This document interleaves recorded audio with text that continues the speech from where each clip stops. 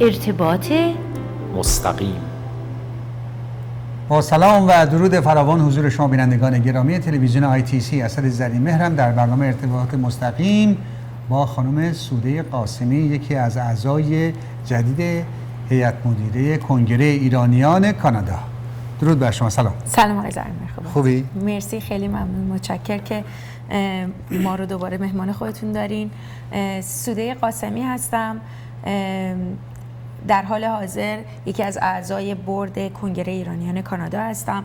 نقش من در کنگره نایب رئیس کنگره هست. نایب رئیس کیه؟ آقای ارسلان کهنمایی پور هستن. آقای ارسلان کهنمایی پور. حالا در این انتخابات جدید یک عده اعضای جدید شدن که جزو اون گروه من هم یک ایرانی کانادایی هستم. بله. که شما باعث شدین که اعضای کنگره از 300 400 500 نفر برسه به 1500 نفر. بله. خب بله. و همچنین این نهضت، این کمپین ادامه داره تا انشالله همه ایرانیایی که هستن از هر خانواده یکی دو نفر عضو باشن. بله. ده ها هزار نفر باشیم که قوی تر باشیم ما، چون این کنگره نماینده ایرانی هاست. بله. سازمان زنان نماینده تقریبا سازمان زنانه، انجمن بانوان یا ارشدان، اینا به اصطلاح مشخصات خودشونو دارن، اعضای خودشون دارن، ولی کنگره ایرانی که میگین وسیع‌تره و گسترده تر از همه ایناست. یعنی بله. از هر سازمان و نهاد اجتماعی و یا کانون و سازمان و مرکزی باشین، اینا میتونن همه عضو این باشه و در بر بگیره اونا. دقیقاً. حالا از وقتی که شما انتخابات برگزار شد چند ماه پیشه دیگه نه؟ دقیقاً 26 می برگزار شد. اولین جلسه‌مون ما 1 جون برگزار کردیم. از اول جون تا امروز ما در خدمت شما هستیم.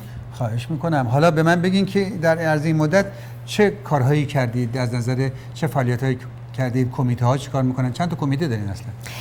در حال حاضر از زمانی که ما شروع کردیم یه سری فعالیت هایی رو شروع کردیم که در مورد خود به هر حال تغییر بورد قدیم به بورد جدید تغییر تحولات بود که این مقدار طول میکشه. علاوه بر اون کارهای جدیدی که انجام شد در کنگره در عرض 1-2 ماه گذشته، یکی نظرسنجی بود که ما انجام دادیم. علاوه بر اون کمیته نظرسنجی هم به وجود اومده؟ کمیته نظرسنجی وجود نداره، ولی نظرسنجی یک قسمتی از کار کمیته پالیسی دیولپمنت هستش که پالیسی دیولپمنت در حقیقت پالیسی های کنگره رو مطالعه میکنه. ختمش مثلا اینا بله اونا رو مطالعه میکنه. اگر تغییراتی احتیاج باشه توی پالیسی و بایلا و قوانین کنگره ایجاد بشه، اون کمیته وظیفش اونجا هستش. نظرسنجی یکی از وظایف اون کمیته هستش. جمعاً چند تا کمیته بود اونجا؟ در سال قبل 3 تا کمیته فعال بودن. کمیته همین پالیسی فعال بودن، آیا مثلا 10 تا کمیته داشتین 3 تاش فعال بودن، یا اینکه هم 3 تا بودن 3 تا هم فعال بودن؟ 3 تا بودن، 3 تا فعال بودن. فعالیت‌هایی که در جایی که من میدونم فعالیت‌ها خیلی وسیع نبوده، ولی پالیسی دیولپمنت پارسال بوده و مشارکت جمعی بود که ما خودمون وقتی که به کنگره شروع کردیم کمک کردن از مشارکت جمعی شروع کردیم و بعد اون کمپین رو راه انداختیم. مشارکت جمعی بود و کمیته فرهنگی. 3 تا کمیته بودن که فعال بودن و کمیته حقوق بشر فکر می‌کنم زیر یکی از این کمیته ها فعالیت می‌کرد. الان چه کمیته دیگه ماش اضافه شده ها؟ امسال 3 تا شده 5 تا. اون 2 تا دیگه چیه؟ بله اون ستاپی که قبلا اون برنامه‌ای که قبلا بوده همچنان هستش.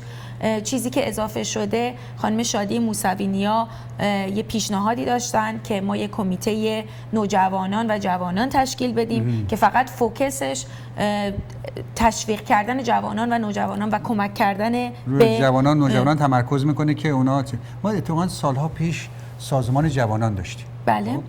بعد شد سازمان جوانان نوجوانان، آقای یزدان پناه نامی هم بود اونجا. اون تا این منحل شده. اصلا این فکر خیلی خوبیه که به اصطلاح کمیته جوانان و نوجوانان دارید. خب بله. به مسائل جوانان و نوجوانان برسن، چون مهمترین مثلا سرمایه آینده ما، اینا آینده سازان ما هستن. باید به اونا و عملکردشون راهنمایی که میکنن چه کارهایی میشه کرد که اونا رو در کارهای خوب درگیر بکنیم تا اینکه مثلا بیکار و عاطل و باطل مثلا خب به هرز برن، جای دیگه مثلا برن که نباید برن. دقیقاً. خب فقط علاوه بر این کمیته ها که من خدمتتون گفتم، یه کمیته جدیدی رو ما تشکیل دادیم که البته این کمیته توی قوانین خود کنگره ذکر شده باید وجود داشته باشه، در سالهای گذشته تا اونجایی که من میدونم وجود نداشته، از اعضای خود بورد باید تشکیل بشه و کمیته امور مالی و اداری هستش.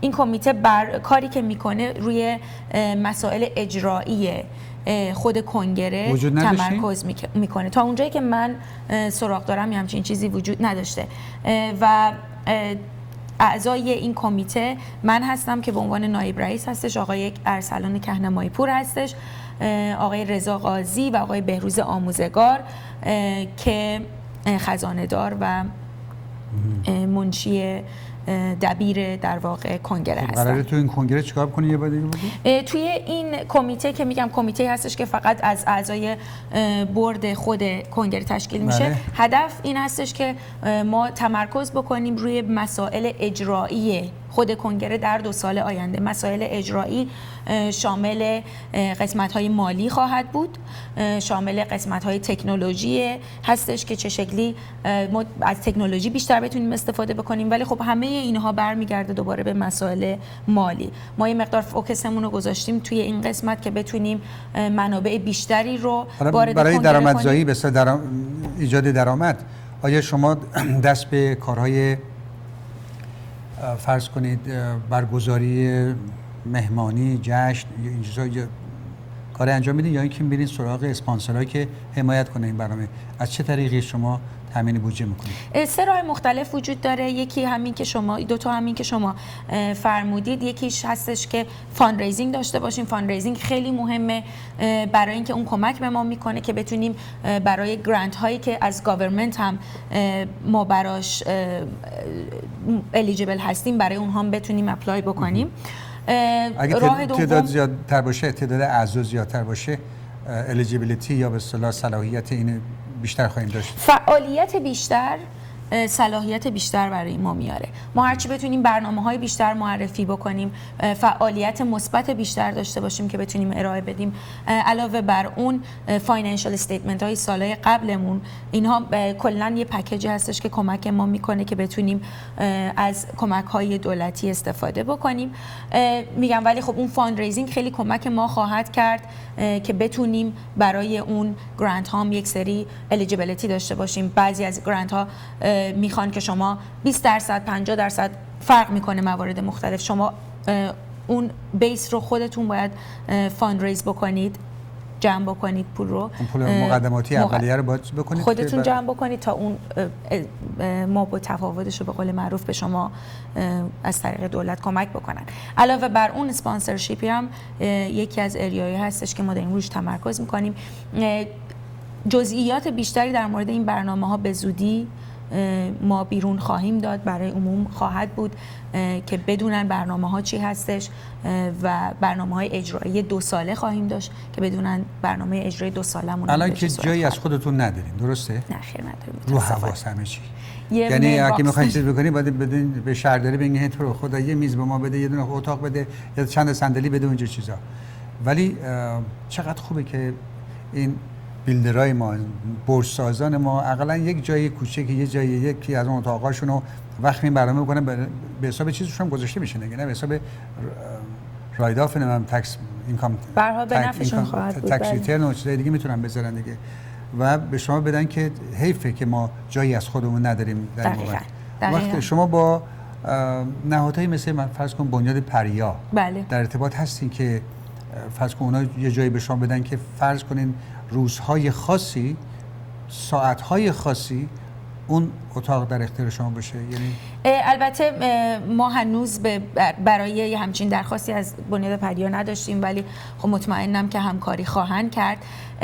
کاری که ما کلا داریم انجام میدیم در مورد همه ارگانیزیشن های ایرانی که به زودی این برنامه انجام خواهد شد، تمام ارگانیزیشن غیر انتفاعی ایرانی که اهدافشون با اهداف کنگره همخوانی داشته باشه، یعنی نان پارتیزن نان ریلیجیس باشه. درسته. مثلا غیر مذهبی باشه، غیر سیاسی، غیر مذهبی، غیر مذهبی باشه، غیر حزبی باشه و غیر انتفاعی باشه.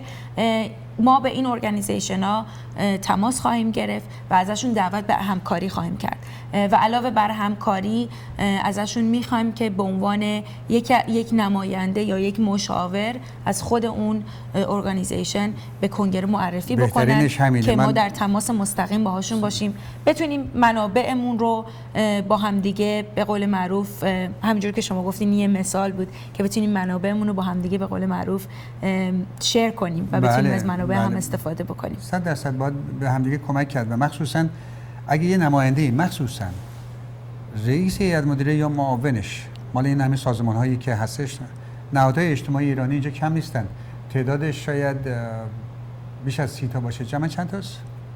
البته ما یه لیستی تهیه کردیم که این لیست بر حسب تحقیقات خودمون بوده. یه لیست تقریبا 40 تا ارگانیزیشن توی این لیست هستش. ما این لیست رو به زودی پابلیش خواهیم کرد و از دوستان میخوایم که اگر غیر از این لیست ارگانیزیشن دیگه ای رو سراغ دارن که ما ازشون بیخبریم به شما اطلاع بدن. چقدر جالبه. بله. 40 تا؟ بله. حدود 40 تا هستش. خب این ماشاءالله ما اگه هر کسی از ما رو بپرسه میگه چند تا معلومه، 3 5 تا 6 تا بیشتر نیست، ولی 40 تا نهاد غیر انتفاعی، نهاد اجتماعی ایرانی داریم که غیر انتفاعی هستند، یعنی کسی از جا سود نمیاره، فقط مثل همین کنگره ایرانیان کانادا عام المنفعه است، منفعتشون به جامعه میرسه و کسی از اعضای هیئت مدیره و کلیه اعضا هیچ کس پولی نمیگیره، بلکه اعضا هم مثلا سالی $10 میدن. نه برای ارگانیزیشن های مختلف بله قیمت ها فرق برای شما چی؟ برای ما ممبرشیپیمون $10 هستش سال. $10 مثلا 1500 تا مثلا 15000 تا جمع میشه ان شاء الله. بله. البته مسائل مالی به این صورت هستش که الان خوب شد که پرسیدین، به خاطر اینکه اعضای جدید که میخوان عضو بشن در قبل نمیتونستن مستقیم آنلاین پیمنتشون رو پرداخت بکنن. الان اگر توی وبسایت ما تسهیلات به وجود اومده. بله میتونن قسمت ما داریم روی وبسایتمون در حال حاضر کار میکنیم. icongress.ca.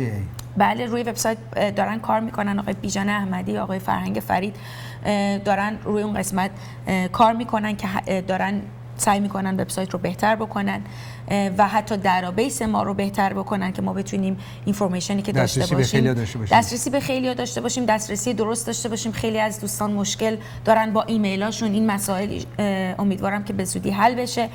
قسمت جویناس اگر که تشریف ببرید، اون قسمت میتونه راهنماییتون بکنه که به چه صورت حتی میتونید کمک‌های مالیتون رو اونجا اضافه بکنید، به ما پرداخت بکنید که به اصطلاح جوین آس و بله ساین اپ میکنن، اطلاعاتشون رو اونجا وارد میکنن و در قسمت آخرم پیمنتشون رو مستقیم پرداخت میکنن که خب این با کریدیت کارت بله میتونن به این به صورت پیپال هستش و سکیور هستش و امن هستش، از تمام فسیلیتی های قانونی داره استفاده میکنه. این قسمت رو دوستان فعال کردن که دوستان بتونن راحت‌تر عضو بشن، خیلی کمک میکنه و خب باید ممبرهایی هستن از سالهای قبل، از سال قبل دقیقاً که باید ممبرشیپ فیشون تجدید بشه. اینا رو ما به زودی باشون تماس میگیریم.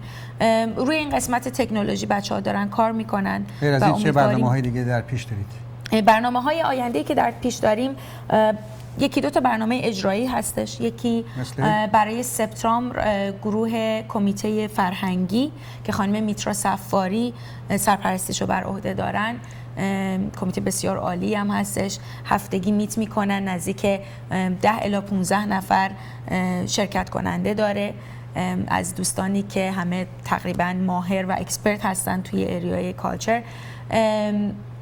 در ماه سپتامبر برنامه‌ای دارن به مناسبت روز صلح.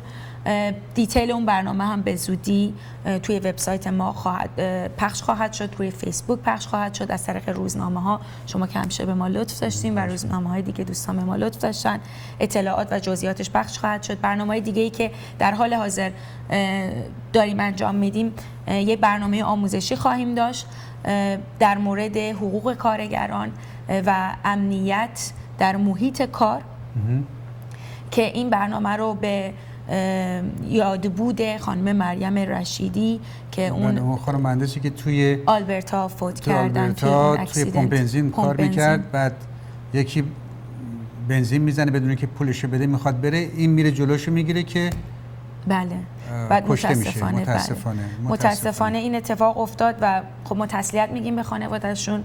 آخه میدونید فکر میکنن که اینجا هم ایرانه، متاسفانه خب فکر میکنه که اگر این از پمپ بنزین بدوزه میان از حقوق این کم میکنن، در صورتی که اینطور نیست. یا اینکه بعضی از پمپ بنزینا کم میکنن. تا اونجایی که من میدونم شرایط پمپ بنزینا خیلی مشخص نیستش، وضعیت امنیتی پمپ بنزینا خیلی مشخص نیستش. همچین اتفاقی به طور کلی سود جان میگه که اگر یکی تهدید میشه اینا رو لتیت گو، ولش کن، بذار بره. بله، ولی مثل خودتو به خطر ننداز. بعضی از ایمپلویرها اینا آموزش میخواد. بله، و اینا آموزش میخواد، باید بدونن که حق این هستش که ببین شما باید بذارید بره.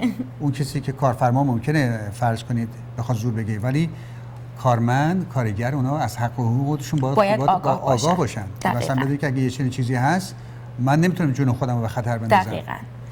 و پوینت ما هم همین هستش که باید دوستان مخصوصا نیوکامرها، همه ما در یه زمانی در یه برهه‌ای نیوکامر بودیم و خب تمام دوستانی هم که الان نیوکامر هستن، شاید حتی خیلی از کسایی که نیوکامر هم نیستن و قوانین کار آشنایی ندارن، داریم یه برنامه‌ای رو برنامه‌ریزی می‌کنیم به کمک فدراسیون کارگری اونتاریو و Workers Injured Consultant.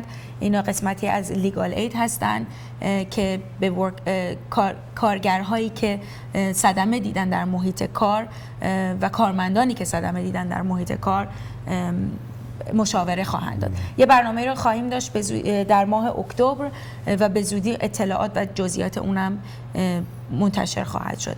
و خب برنامه‌های دیگه هستش که روزانه برای ما پروپوزال میاد از دوستان از قسمت‌های مختلف. همینه دلم میخواد که بگم، اینه که هموطنانی که در شهر تورنتو، بزرگ شهر تورنتو زندگی میکنن، اگر پیشنهادی دارن، اگر مایلن که در کارهای اجتماعی فعالیت بکنن، اگر دلشون با جامعه ایرانی است و میخوان که جامعه ایرانی همچنان به پیش بره که یکی از پیشروترین جوامع کاناداست، بیان جلو با کنگره ایرانی کانادایی همکاری بکنن، ICC، و پیشنهاد بدن، کمیته های جدید به وجود بیارن در قسمت نوجوانان، جوانان، حتی کودکان، سالمندان، هر چی که فکر میکنید، یک محیطی است که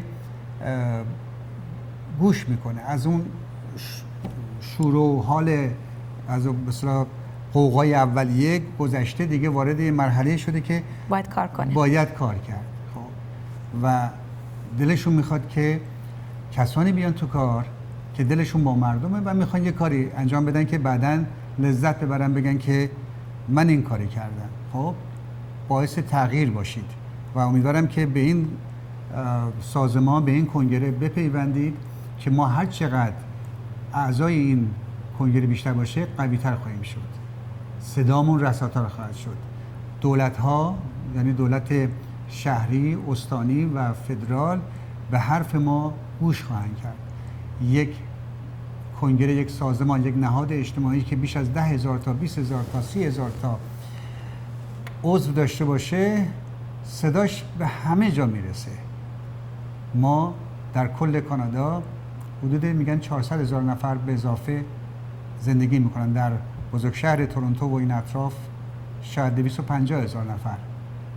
من باور من اینه که یه چنین چیزی هست. بعضیا درسته که فعالیت اجتماعی نمیکنن تو جامعه ایرانی، خودشونو چه میدونم قاطی ایرانی‌ها نمیکنن، ولی هر چی باشه هویت ایرانی دارن، اسم ایرانی دارن. بعضی اسمشون رو عوض کردن، اون مهم نیست، ولی خون ایرانی، ارق ملی درشون هست.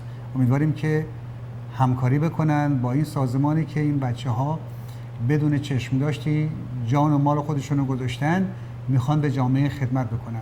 اقلن واسه دستون درد نکنه و زنده باشین، خسته نباشید، که خستگی به تن اینا نمونه، بیاین عضو این سازمان بشین که سالی فقط $10 و دیگران هم تشویق بکنید. اقلا تا این اندازه میتونیم قدم برداریم. خب من میخوایم اینجا یه چیزی رو اضافه بکنم اگر اشکال نداشته باشه.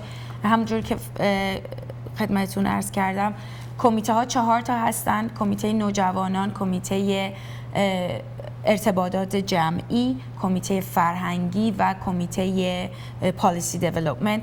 از همه دوستان دعوت میکنم که اگر دوست دارن تو هر کدوم از این کمیته ها فعالیت بکنن به ایمیل کنگره، ایمیل جنرال کنگره هست info@iccongress.ca info@ همونجا پایین صفحه ادامش هستش، میتونید قبلش یه اینفو اضافه بکنید آدرس جنرال کنگره خواهد بود. ایمیل بزنید به ما بگین اگر که دوست دارین تو هر کدوم از کمیته ها فعالیت داشته باشین. در حال حاضر غیر از کمیته نوجوانان که نزدیک 5-6 نفر عضو داره، کمیته های دیگه هر کدوم 5 الی 10 نفر عضو دارن، ولی ما واقعا به کمک اعضا احتیاج داریم، به کمک داوطلبان بیشتر احتیاج داریم. کارهای خوب خیلی هست ولی خب کمک شما دوستان رو حتما احتیاج داریم. آره بعضی دوستان مثلا فکری ندارم که ارائه بدن، مسئله نیست، از نظر جسمی توان اینو دارن. شما مثلا اعضای هیئت مدیره فکر میکنید، نقشه میریزید، طراحی میکنید و یک ایده باید اینا رو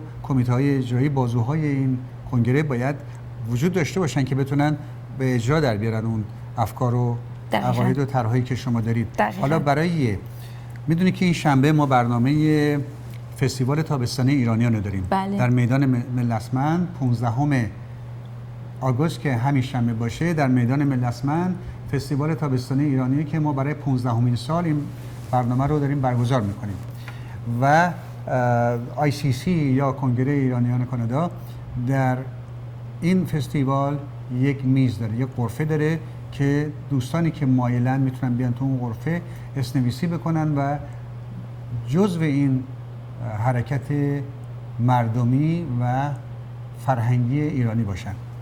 خیلی ممنون از شما، متشکرم از اینکه ما رو اسپانسر کردیم. خواهش میکنم. توی این قسمت و اون تیبل رو در اختیار ما قرار دادیم. زنده باشید. این حداقل کاری بود که میتونستم انجام بدیم و ضمناً در هفته بعد در تیرگان هم شما حضور دارید. بله ما در تیرگان حضور داریم از 20 تا 23 در هاربرت فرانت توی تیرگان هستیم که کنگره رو به دوستان معرفی بکنیم. بچه‌ها هستن اونجا، هر سوالی داشتین در خدمتتون هستیم. پس تو تیرگان هم هستن. راجع به تیرگان هم یه توضیح بدم. بسیاری از شما هموطنان گرامی که در شهر تورنتو زندگی می‌کنید چند سالیه حتما از وجود این فستیوال بزرگ که بزرگترین فستیوال ایرانی خارج از کشوره و هر 2 سال یه بار یک فستیوال 2 سالانه است که در هاربر فرانت کنار دریاچه آنتاریو برگزار میشه به مدت 3 روز و هنرمندان ایرانی از اقصا نقاط دنیا، از سراسر دنیا میان اینجا دعوت میشن که بیان هنرنمایی بکنن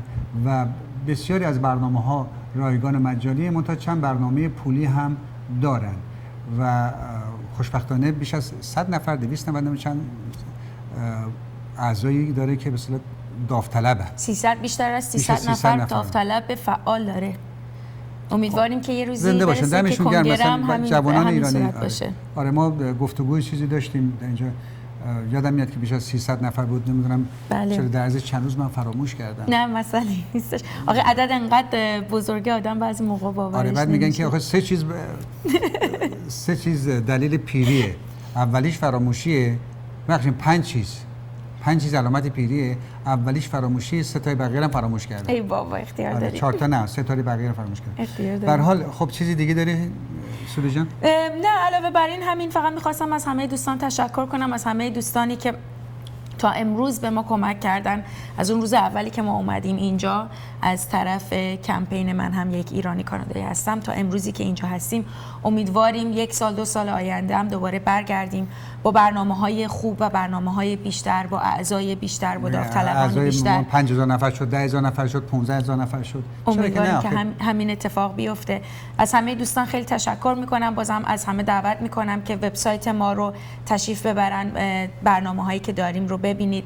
به info@iccongress.ca ایمیل بزنید. هر پیشنهادی، هر نظری دارید اونجا به ما بگین، یا اگر میخواین به هر کدوم از کمیته ها جوین بشید و به ما کمک بکنید ممنون میشم که به ما خبر بدید. بله.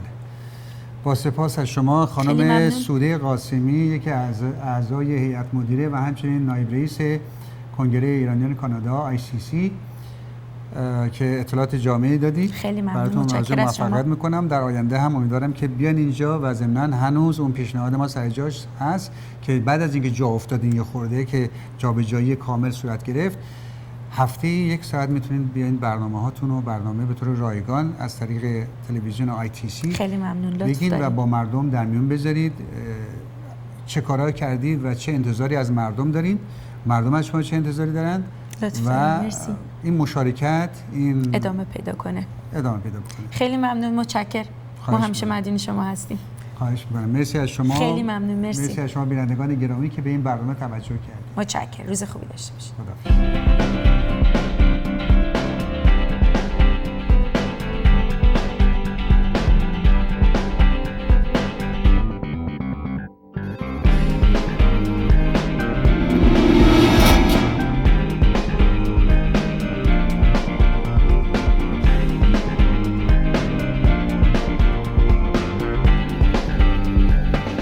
ارتباط مستقیم